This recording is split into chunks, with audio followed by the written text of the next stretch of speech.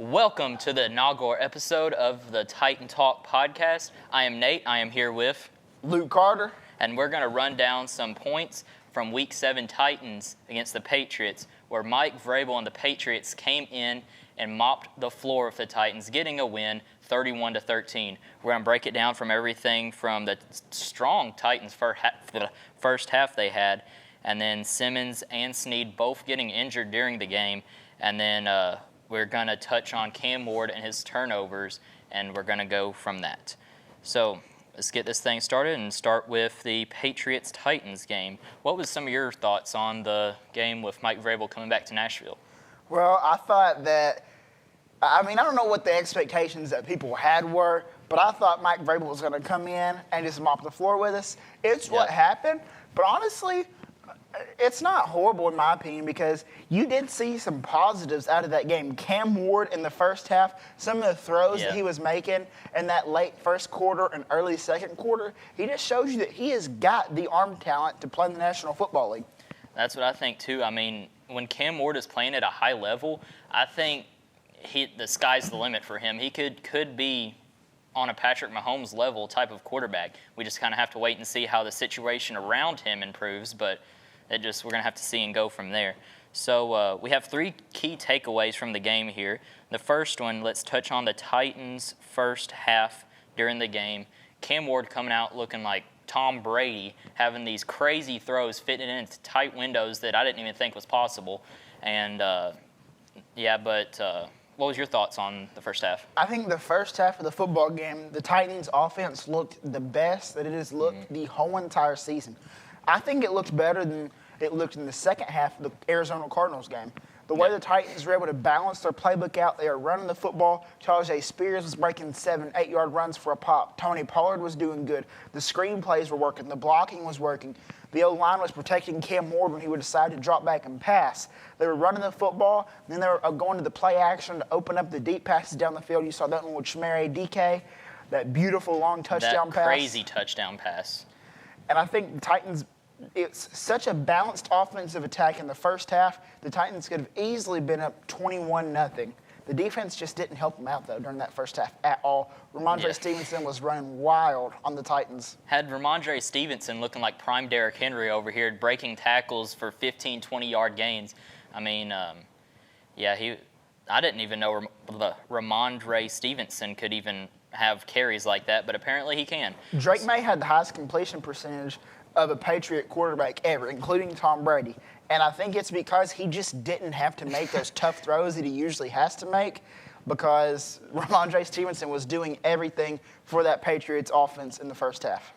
And talking about Drake May and his completions, now let's transition in over to L'Jarius Sneed. Now, he didn't have the greatest of games yesterday, but how he just let, what's the dude's name, Booty run right past him, get a 50-yard touchdown almost. Absolutely terrible play from Snead. Snead has got to be better.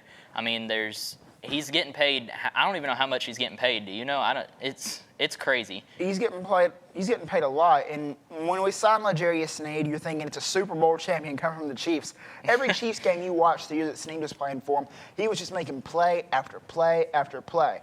And he, on the Titans, especially this last game, was probably the laziest corner I've ever saw play in the National Football League. He was just consistently begging for safety help. He was giving up on plays. And it wasn't just Kayshon Boutte that was burning them. No. It was whoever they put there. He couldn't guard Hunter Henry in the flats. He couldn't guard Mac Hollins. Mac Hollins. Nate, do you know who Mac Hollins is? Because I didn't. No. Apparently not. That's the problem.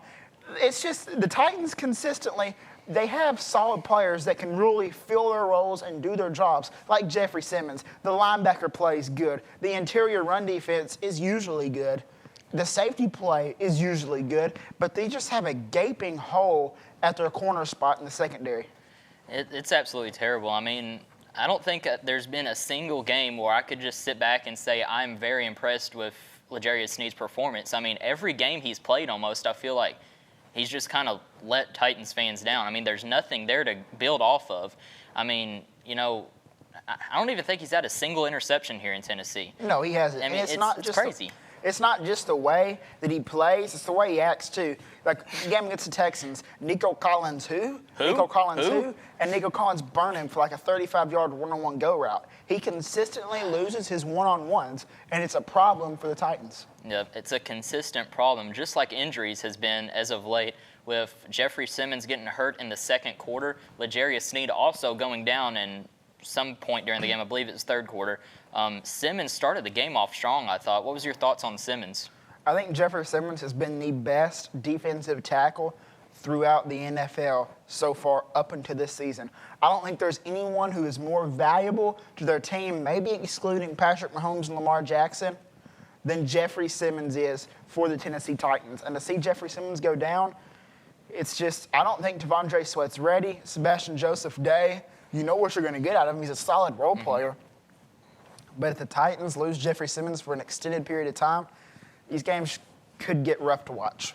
That's exactly my thoughts as well. I mean, Jeffrey Simmons, through this whole first half of the game, he's had some very strong games. And I mean, he could possibly even be considered for Defensive Player of the Year at the end of the year if he doesn't miss time. I mean, think about some of the games they have coming up. We go to Indianapolis against the 6-1 Colts, which, ooh. And then after that, we get the Chargers here in Nashville. Two very rough games back-to-back. Just think if Simmons is out those games, things could get really bad really quick. You're absolutely right. Look at the Titans' schedule. The easiest three-game schedule on our whole entire season was Cardinals, Raiders, Patriots. And we went 1-2 in that slate. Really, we shouldn't have won the Cardinals game. No. That is what it is. So I don't see too many more opportunities where if the Titans continue to play like they are playing right now, that they're going to win games. You saw the Raiders, anonymous Raiders coach last week had a report. He said the Titans were the worst team he saw in 25 years in the National Football League. Nate, in the last 25 years, the Lions and the Browns both went 0-16. And he's saying that knowing the Raiders are not a good team either. Just kind of depressing if you think about it. I mean, it's just mind-boggling how bad this team is. They went from being in the AFC Championship game against the Kansas City Chiefs in 2019 and then having the 1 seed in the AFC, and now they're just going out there blaming games on ball boys, in Brian Callahan's words from that Colts game in Week 3, I think it was. It's just sad to watch at this point and very, very rough to watch a football game like that. But transitioning into the next part of the show, we got Cam Ward's turnovers during the game. I mean, some of them were pretty rough to watch. What was your thoughts on that? I mean, Cam Ward's turnovers, yeah, some of them were rough. The interception was rough. But think about it. He's a rookie quarterback in the National Football League, playing on one of the teams with the worst wide receiver core, a horrible offensive line. He has no weapons whatsoever. There's going to be turnovers. Now, the turnovers that I don't like are those interceptions. He's just trying to force the ball through. He can't make a habit out of that. The turnovers that I'm fine with is that fumble that he had just slipped out of his hand. Look, he's going to – that's back-to-back weeks. That probably will never happen again in his career. That's something he's going to fix. That's something that I don't think is going to become a habit. That's something that I'm not worried about. Now, with that being said, turnovers are the reason you're losing football games. And that goes on to Cam Ward. As good as Cam Ward's best plays are, his worst plays at this point are sort of starting to rival Will Levis. Yeah, that's one thing I've been seeing all over X the past few days is people comparing Will Levis to Cam Ward, which, I mean, you can see some of the comparisons there, but you also have to remember that I see all these graphics, they say like first 6 games comparison. If you think about it, for Will Levis's whole first 4 games, he had Derrick Henry in the backfield. He had DeAndre Hopkins, Calvin Ridley when he was actually good, and then Chigoziem Okonkwo as well. I mean, you got to think about it. He had reliable targets then, and he was actually playing decent football. But now Cam Ward is thrown out there with nobody to throw to, no backfield really to help besides Pollard half the time. It's just hard to watch. And, I mean, yeah, turnovers are going to happen like that, but people have got to stop overreacting over something like this. All right, I agree with you, Nate, but here's what I will ask you. I don't think the comparisons to Will Levis are fair. He definitely has a much worse team. The team's obviously in a rebuild stage. Yep. But here's the thing, Nate. Has Cam Ward met your expectations these first 7 weeks? Because he hasn't met my expectations. Well, I mean, the only thing I was hoping to get out of this season is just to see improvement from Cam Ward. Because, I mean, or just a somewhat good place. Because, I mean, at the beginning of the season, you have to think about it. We was a worse team in football last year. And, I mean, looks like we might even have a worse record than last year, which is kind of hard to think about if you think about it. But it's just getting really depressing at this point, going out there watching a football team that don't know what to do with their hands. So I will say, though, Nate, their excuses are running out. Was it Brian Callahan's fault? All right, Brian Callahan's gone. Was it the play calling's fault? All right, well, there is a new play coordinator, and he's giving just a little bit of everything. The wide receivers, he's got Alec Manor and stuff like that. The excuses are running out for Cam Ward. He definitely does have to start playing better. Mike McCoy, his first game was against Mike Vrabel coming back to town in Nashville, where he came in, and I thought Mike McCoy had a pretty good first half. What was your thoughts on Mike McCoy's first game as the Titans interim head coach? If you're Mike McCoy, your goal was going to be a good enough coach, win enough games to potentially get you an interview and to be in the head coach for the future. I don't think you did that. No, not I do not think Mike McCoy has a shot of getting an interview anywhere in the National Football League for a head coach after the season. And I disagree, Nate. The goal of football itself is to score more points than your opponent. That's the goal. Mike McCoy gave up with 3 timeouts and 30-plus seconds before the half. Once again, Nate, you're 1-5 at that point. The goal is to score more points than your opponent. You were trailing. Pass the football and try and get into field goal range. I do not understand that take. I do agree with you there because, I mean, it was like a minute and 40 seconds left, and what do you do? Run the ball up the middle 3 straight times. Kind of reminds me a lot of someone named Brian Callahan in that Week 3 game against the Indianapolis Colts, where apparently you don't know what you're doing at the 50-yard line with a minute and 20 seconds left. You're over here debating if you should kick a field goal or go for a touchdown, and when they was probably down, 4 points, you could get the lead going into halftime. But you're over here blaming that whole debacle over some ball boy for giving them the wrong football. That's just crazy to me. But that's my thoughts on that. All right, now moving into the next segment, we are going to be discussing trades as we are getting closer to the trade deadline. I am now joined by my co-host, Sean, a.k.a. Sean Up Next. What are some of your possible trade candidates going into the trade deadline here in a week or two? First, L'Jarius Sneed. Even though he has a 4-year contract, he's getting paid guaranteed $55 million. But I hope he gets traded. But it probably won't happen. He has got to go. He got to go. But he's getting receivers who we haven't even heard of his name run right by him. He's over here looking back, don't know who he's guarding. I said Mac who? Mac who? Like, I never heard of him. Like, ain't no way. Like, you getting burnt by dudes who are just like either. And by a dude named Booty. How do you let that happen? Hey, Booty's good though. He's been performing this season. I ain't gonna lie, but still, like, that's unacceptable. You came from the Super Bowl team and you doing this, like. It's time to go. I did see a report the other day. It said the only 2 people that the Titans are saying no to trading is Jeffrey Simmons and Cam Ward, which I have been seeing Roger McCreary's name go around a lot. Would that be something you? Yeah, I'd be interested in getting rid of McCreary. You want to get rid of McCreary? That's a crazy take. I mean, I think he's been playing good football. We need more depth. That's true. We don't have depth. Like, I wouldn't mind getting rid of McCreary, or either Arden Key, or either Chill Conco. No, I like Chig, though. I'm a big Chig fan. I like Chig. I like Chig. I think he has potential to be one of the best tight ends in the NFL if he's put in a right situation, kind of like Cam Ward right now. I think Chig, with his speed and size, he could be really good. I agree. Who else could we get rid of? Ooh, I would say Monty Hooker, but we just signed him to like an extension, so he's not going nowhere. I like him too. He's a good safety.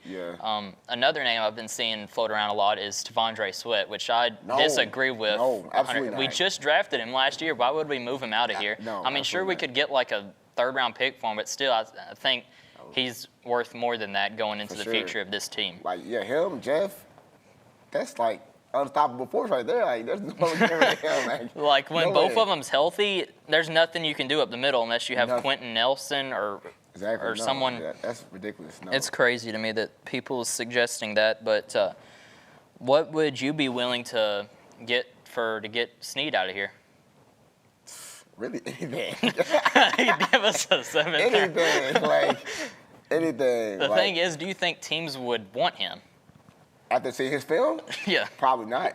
Unless you're the Jets or you're the Dolphins or the Panthers. Teams like that could probably use him, but no good team don't want Snead on their roster after seeing the film that he's putting up. So. And then seeing all these fan videos like that one dude on Instagram, I don't know what his name is, but yeah. he's going off on Snead. Bro. And Snead's over here liking it while the game is going on. What are you doing, dude? It's ridiculous. It's like, crazy to me. How so. are you even on your phone? Like, He gets injured, gets a knee injury or something, goes to the locker room. First thing he does, pulls out his phone, goes on Instagram, starts liking and commenting on posts. Like, dude, get out of here. and then you want to unlike it.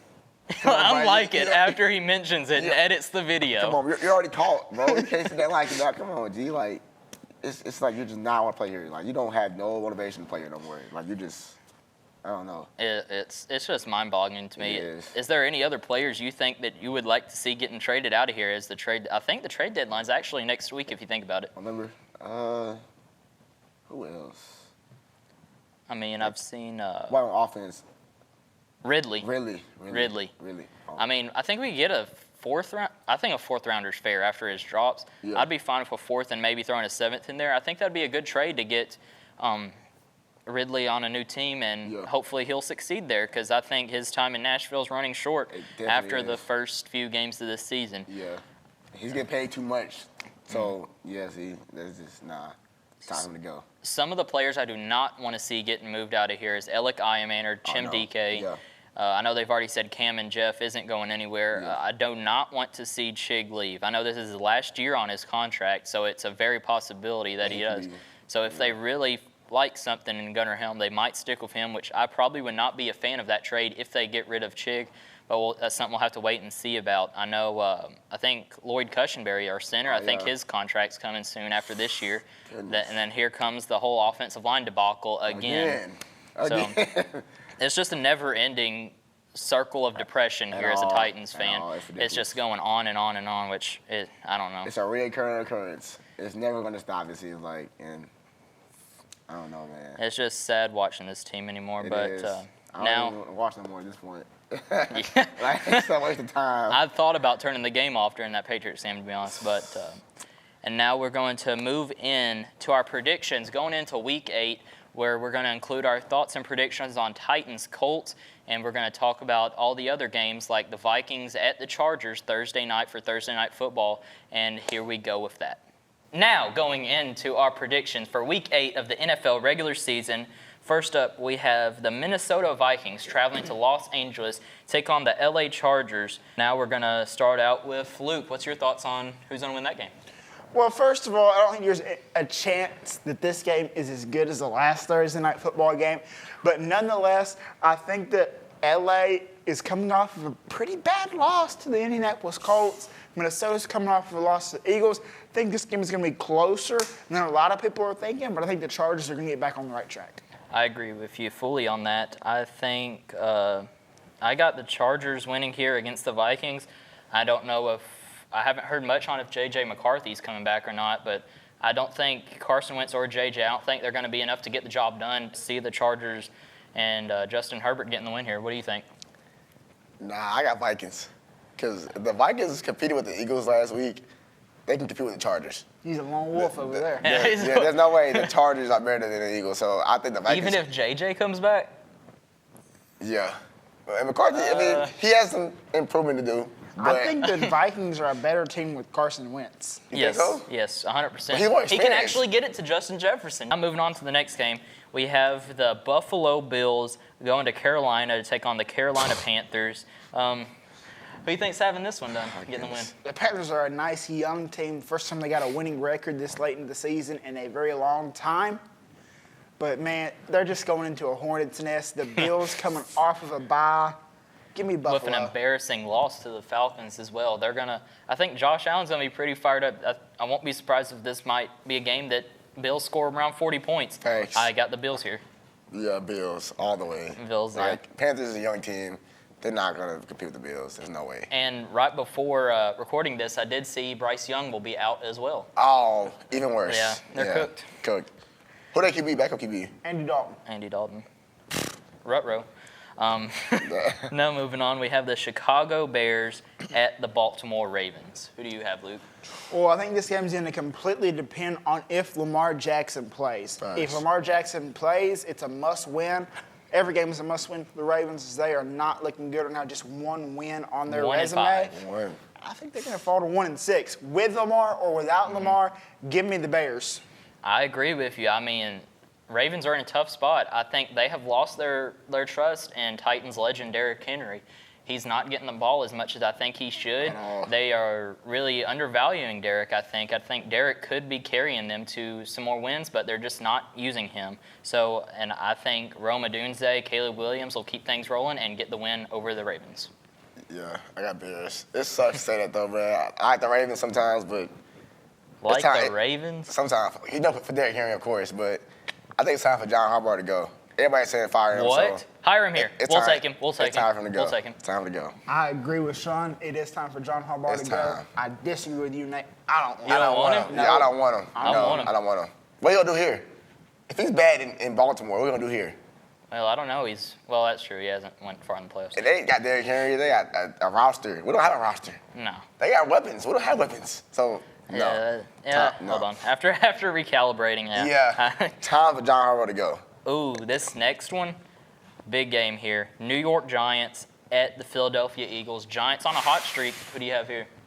I think the Giants are coming off of a rough loss. They're a great team. They're a team that likes to fight in games. And I am telling you right now, the duo between Dart and Scadaboo, that's going to be a scary duo for the foreseeable future. Yes. Brian Daboll might have just saved his job with those two people right there. And I'm going to take them. Give me the New York Giants to sweep the Philadelphia Eagles this year. I agree with you again. I think the Giants get a win here after a very embarrassing loss to.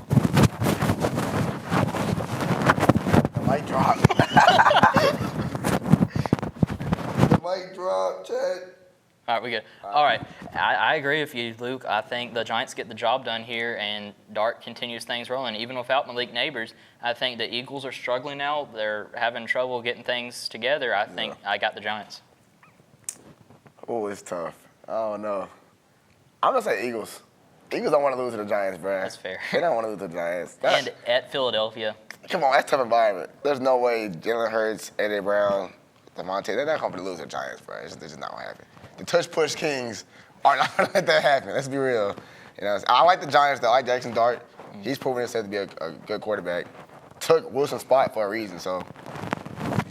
Next, we have the New York Jets traveling to Cincinnati to play the Bengals after a big win over the Steelers. Who do you got here? You know, it's a Joe Flacco revenge game. He used to play for the Jets. Joe Flacco looked good. He beat the Pittsburgh Steelers. And I don't know, looking at the Jets' schedule, it's going to be tough for them to win a single game this season. I don't think it's going to come here. Joe Flacco remembered that he has Jamar Chase on his team. I think they're going to ride high. Give me the Bengals. I agree with you there. I think the Bengals are a better team, and I think the winless Jets are going to keep their streak going on. I did see where Jets head coach Aaron Glenn did say he's uncertain who will be playing quarterback in that game. He don't know if it's going to be Justin Fields or Tyrod Taylor. So give me the Bengals. Bengals all the way. Bengals. Justin Fields is garbage. There's no way He's got some improving to do, that's for sure. He was better with the Steelers, I think. Yes, he was. Now. I'm confused on why they traded him, but Yeah. anyway, moving on, we have the Cleveland Browns going to New England to face Mike Vrabel and the Patriots. Who do you got, Luke? Both teams are coming off of a statement win. Browns over the Dolphins, Patriots over the Titans. I think it's going to be a lot closer than what everyone is thinking. But I do think that the Patriots are coming off of a 3-game road trip. They're going back to the crib in Gillette. Give me the Patriots. I agree with you there. I think Drake May is on a hot streak right now. I think Drake May is really good right now. Even though he did get banged up on a couple of plays against the Titans, I think Jets keep their streak rolling here. Yeah, Patriots all the way. Drake May is performing well. And they have a good receiver core too with Stephon Diggs, and then Booty. So them guys are performing, so they're gonna win for sure. Up next, we have the Miami Dolphins traveling to Atlanta to take on the Atlanta Falcons. The Dolphins are in a rough spot. It seems like their system isn't working. They've lost their culture. And the Falcons are in the complete opposite spot. It seems like their culture is starting to rebuild. They know the system they want to run. It's just they're starting to lose some of these close games that they're into. I do think that it is a very winnable game for Miami. And that's why I'm going to take Miami on the road. I think this is a great matchup. Give me the Dolphins. I know it's not a very popular choice, but I agree with you, Luke. I see the Dolphins getting the win here. I think Tua needs to get back on track after having 4 or 5 interceptions last week against the Browns. And I think the Falcons will kind of underestimate the Dolphins going into this game, and I think it'll be a big game for Jalen Waddle. Who do you have, Sean? Y'all are sleeping on the Falcons. I'm going to Falcons all the way. The Dolphins benched Tua for a reason. He's not coming back on track, man. It's time for him to end his career. Concussion. And Mike McDaniel. Got to think about that. Oh, yeah. Oh, his time's ticking. His time, yeah. It's over for them, man. I don't see them, at all. And then up next, we have the San Francisco 49ers traveling to Houston to play the Houston Texans. Who do you have here? Give me the 49ers. They're a tough team. I do think Brock Purdy is still better than Mac Jones, but I think they're going to have a decision on who they want to keep going with. I think Mac Jones is good. I think Brock Purdy is better. I think Brock Purdy can come back into this game. The 49ers are a great team right now, and they're only going to get healthier as the season goes on. Give me the Niners to beat the Texans. I agree with you there. I think Christian McCaffrey doing really, really well with the 49ers, and I think Texans will lose this one to the 49ers.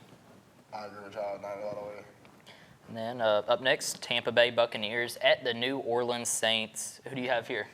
The Bucs. It's not going to be close. The Bucs are going to beat them by a lot. This game's easy. And Emeka Egbuka coming back for the Bucs. Give me the Bucs all the way. It's going to be a blowout. Bucs. Mayfield's playing amazing. Yeah, Bucs for sure. And then next, we got the Dallas Cowboys against the Denver Broncos. Cowboys against the Denver Broncos. It's going to be a close game. I think the Cowboys are a lot better than their record says. Give me them boys at home. I agree with you there. I think Broncos are rallying off a comeback win over the Giants. I think they'll be riding the momentum of that too much. And as well, the Cowboys coming in after a statement win over the Commanders. Nice. I got the Cowboys. Cowboys. But you can't sleep on Broncos. No. After this last game, you can't underestimate them. They got a good roster too, so. But I got Cowboys for sure. Up next, Sunday Night Football. The Green Bay Packers travel to Pittsburgh to face the Steelers. Aaron Rodgers is playing good, but the Pittsburgh Steelers, they're just in this loophole of 9-8, 9-8, 9-8, 9-8. I think the Pittsburgh Steelers at home are a good team, but I think the Green Bay Packers coming in, I think they're going to beat the Steelers because I think they're the better team. And here's the hot take: I think they got the better coach. Yeah. Wait, Steelers? No, I'm picking the Packers to beat the Steelers. Yeah, I agree with you there. I think Packers. I